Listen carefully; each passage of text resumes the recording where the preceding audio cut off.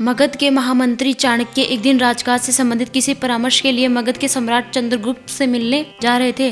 अभी कुछ ही दूरी तय हुई थी कि तभी अचानक रास्ते में उनके पांव में कांटा चुभ गया, जिसकी वजह से उनके मुख से पीड़ा भरी चीख निकल गई। तत्पश्चात उन्होंने शीघ्र ही नीचे झुककर पैर से कांटा निकाला और कुछ देर उस कांटे को ध्यान से देखते रहे।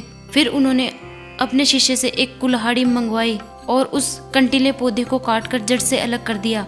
अलग करने के बाद उस पौधे की जड़ को जमीन खोदकर पूरी तरह से बाहर निकालकर और उस पौधे के कटे हुए ऊपरी भाग तथा जड़ दोनों को जला दिया। उनके शिष्य चुपचाप ये सब देखते हुए समझने की कोशिश कर रहे थे कि इतना सब करने की क्या जरूरत है भला। लेकिन एक बात तो तय थी कि चाणक्य की सोच नीति भला उनसे बेहतर कौन समझे। अब इससे पहले कि अपनी मंजिल की तरफ आगे बढ़ना शुरू करें, तभी फिर महामंत्री चाणक्य ने अपने शिष्यों से छाछ मंगवाया और उस छाछ को उस पौधे के जड़ वाले स्थान पर डाल दिया ताकि वह कंटीला पौधा फिर से पनप न सके।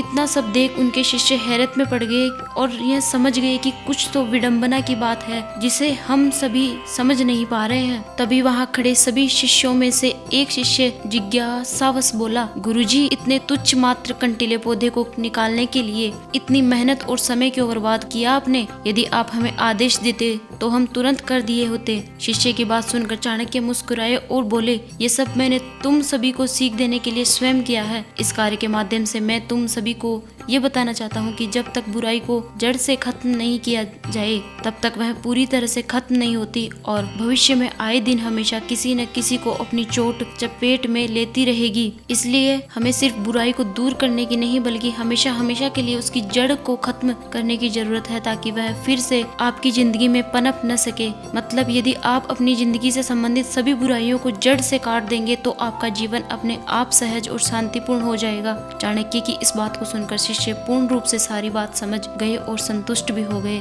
सीख, हर एक के जीवन में हमेशा कुछ न कुछ समस्या जरूर होती है और इसका कारण सिर्फ अपने जीवन से संबंधित बुराई का होता है। हम सबको जरूरत है अपने अंदर और अपनी जिंदगी से जुड़ी हर एक बुराई को खत्म करने की, तभी आप जीवन का असली सुख और शांति का मजा ले पाएंगे।